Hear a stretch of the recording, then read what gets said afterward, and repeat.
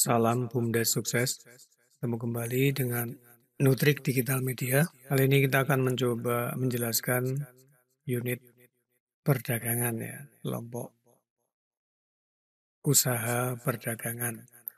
Pertama kita masuk ke halaman dagang ya. Dengan username dagang, passwordnya 1234. Nah ini masih kosong.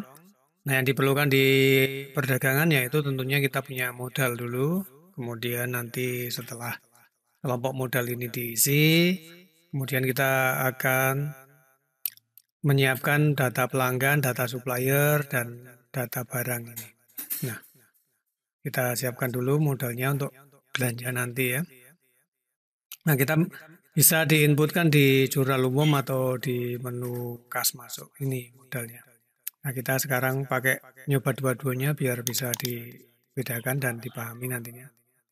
Kalau melalui jurnal umum, klik menu jurnal umum, nah klik tambahkan, kita isikan tanggalnya, misalnya tanggal 1, kode akun debitnya adalah kas unit perdagangan. Ya, oke.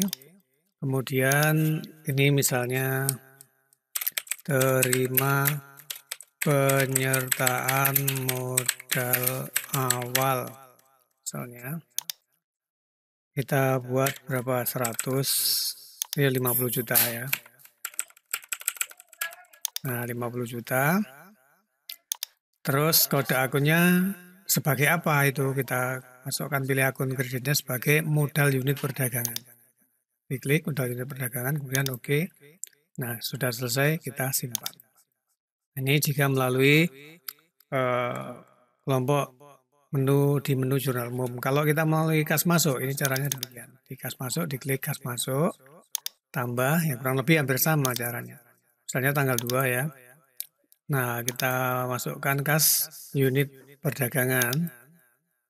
Ini diklik tambah, kemudian cari nomor akunnya ini. Modal juga ya, modal BUMDes juga, modal unit perdagangan juga. Nah, ini misalnya tambahan penyertaan modal desa misalnya. Jumlahnya 50 juta juga misalnya. Nah, 50 juta. Tambahkan, kemudian simpan datanya. Ini kalau kita lihat di neraca, kita punya modal 100 juta.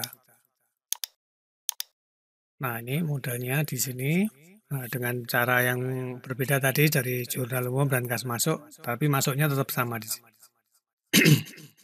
Jadi di cashnya itu kita punya 100 juta. Sebagai apa? Sebagai modal. Total modalnya juga 100 juta di posisi pasifannya. Oke, demikian ya modalnya.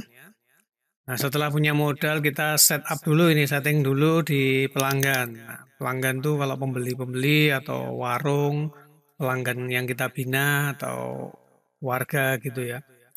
Nah, misalnya kita untuk mempermudah yang umum gitu, misalnya pelanggan umum ini, kalau ini kita strip aja, nggak apa-apa. Ini untuk umum ya, jika dia nggak tahu namanya atau orang lewat atau apa gitu. Nah, ini. Kemudian misalnya kalau warga, misalnya ya tulis misalnya warga, namanya siapa, tulis saja warga desa misalnya. Nicknya kalau tahu, ini kalau nggak usah tulis, strip aja asal diisi. Nah misalnya ini alamatnya RT 03 RW 1 misalnya. Nah, ini nomor telepon tulis jika ada. Nah ini gunanya nomor telepon atau alamat ini, misalnya kita mau, dia punya hutang ke kita, terus kita mau nagih, ya tinggal telepon ya. Kemudian ini kalau sudah kita simpan. Nah ini nanti akan ada data piutangnya di sini. Nah kemudian misalnya untuk warung binaan misalnya.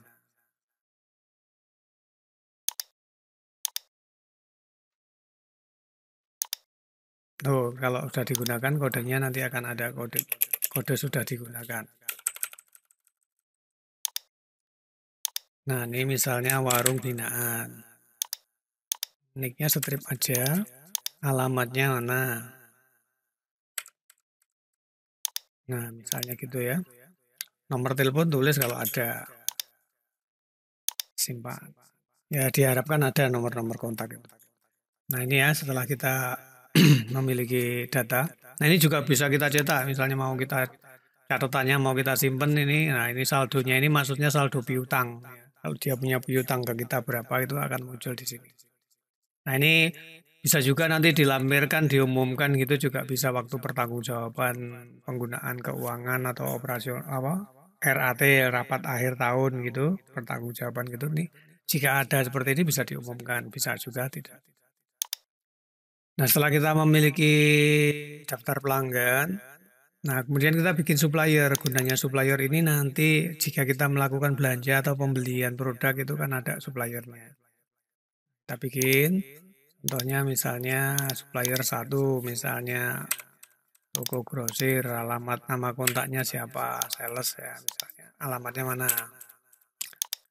Ya, alamatnya jalan apa gitu lah misalnya. Nomor telepon ditulis juga kan, kita perlu sewaktu-waktu. Nah, kemudian sudah supplier gini tulis, kita simpan. Ya, ini kita sudah punya satu supplier. Nah, ini juga ada datanya jika kita punya utang akan muncul di sini. Ini juga bisa dicetak daftar suppliernya ini. Nah, ini nama, pemasok, alamat, nomor telepon gini bisa disimpan. Nah, sudah setelah ada supplier, nah ini ada lagi menu set discount member. Set discount member itu jika kita ada program diskon gitu kan bisa kita masukkan juga di sini. Nah, tulis aja tanggalnya mulai kapan, berakhir kapan. Atau nanti tinggal dipotong langsung pas waktu transaksi juga bisa. Oke, demikian ya. Ini bisa digunakan. Kemudian setelah memiliki file data pelanggan dan supplier, kita masuk di menu selanjutnya adalah daftar stok. Kita bikin stok barangnya. Nah, kita bikin, klik 2 kali menu daftar stoknya itu. Kemudian klik tambah.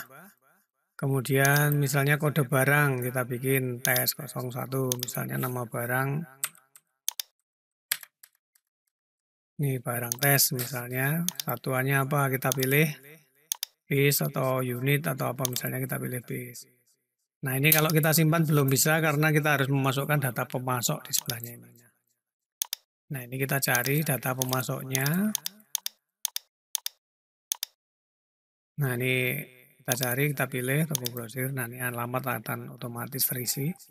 Nah ini ada lagi set link akun. Set link akun ini alur ya. Misalnya ada masuk ke persediaan, pendapatan, dan kas penjualan gitu. Kita sudah nggak perlu ubah karena kita udah set ya. Tinggal disimpan aja. Ini barang tes 1 misalnya. Nah kemudian ketika kita sudah punya barang, kita di menu selanjutnya di penyesuaian stok. Ini kita juga bisa cetak nih. Nah ada daftar barang, daftar harga barang, dan cek stok barang. Misalnya diklik. Nah ini akan ada cek stok. Misalnya kita punya stok 10 yang ada nyatanya. Kita punya cek stoknya 10, kok di sini ada 9 berarti selisihnya 1. Hilang mungkin atau rusak atau gimana. Nah kita bisa mengetahui juga daftar barang. Ini akan muncul semuanya nanti daftar barangnya. Oke, demikian setelah kita bikin daftar stok, kita bikin di menu selanjutnya penyesuaian stok. Penyesuaian stok itu memasukkan harga pokok dan harga jual. Nah, kita pertama langkahnya klik tambah. Tanggalnya misalnya tanggal 2 ini ya. Kita klik tambah. Kita pilih barang tes 1. Nah, ini. Kemudian klik OK. Nah, kita mau rubah harga pokoknya kita klik di barangnya ini diklik 2 kali. Nah, dia akan diklik kiri 2 kali. Nanti akan muncul perubahannya seperti ini. Nah, stok awalnya kan masih 0 ya, kita nggak belanja. Terus harganya berapa misalnya 10.000. Terus harga jualnya misalnya 15.000. Nah, kalau sudah kita save kemudian reload. Nah, ini ya, kemudian kita simpan. Nah, misalnya sebelum kita simpan ya. Kalau sudah selesai kita simpan. Nah, misalnya barang ini sudah ada stoknya. Nah, misalnya gitu ya. Nah, itu lebih baik langkahnya kita misalnya sekarang udah berjalan terus kita baru mulai pakai aplikasi gitu. Nah, nanti kalau langsung ditulis stoknya, ini tidak ada di stok di dalam daftar persediaan. Jadi nanti kita tulis harga pokoknya aja sama harga jualnya.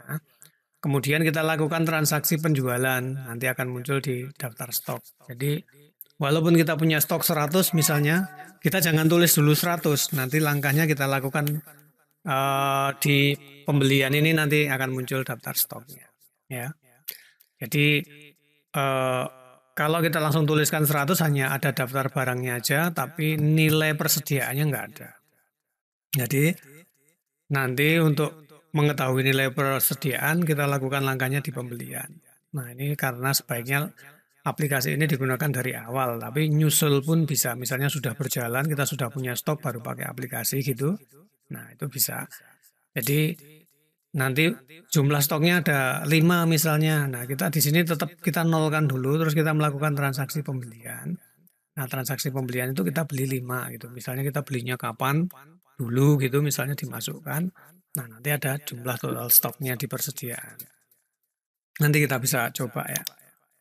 Nah, ini kita sudah sampai di penyesuaian stok, kemudian nanti akan ada menu pembelian dan penjualan. Sekarang kita cek dulu di neraca. Untuk yang barusan tak sampaikan tadi itu. Nah ini kita masih nol, persediaan barangnya ini juga nol. Nah misal tadi kita rubah di penyesuaian stoknya ini. Nah ini kita klik, kemudian kita edit. Klik, kemudian kita edit. Oke. Nah misalnya kita punya stok sekarang yang kita miliki itu ada 10 misalnya. Nah ini harusnya kita punya nilai persediaan 100.000 ya, misalnya karena jumlah stok 10 kali harga pokok 10.000 jadinya 100.000. Nah, ini kalau kita lihat di neraca, nanti di persediaan barangnya tidak akan muncul. Nah, tidak ada nih kan. Nah, jadi tidak muncul, tapi kita punya stok barang, tapi di sini tidak muncul di aset. Nah, langkahnya untuk bisa memunculkan di nilainya di stok barang, di penyesuaian stok ini kita kembalikan dulu ya. Kita edit lagi. Nah, kita tetap ini 0 ya. Simpan, ini barangnya masih 0. Kemudian kita lakukan di transaksi selanjutnya, transaksi transaksi pembelian. Nah, ini sudah 0. Nah, nanti akan kita lanjutkan di menu selanjutnya yaitu pembelian dan penjualan serta laporan-laporan. Oke, demikian untuk sesi yang pertama ini tentang inventory perdagangan. Kita di menu-menu unit perdagangan yaitu kita sudah membuat daftar pelanggan dan daftar stok. Nanti kita lanjutkan ke pembelian dan penjualan. Oke, semoga bermanfaat.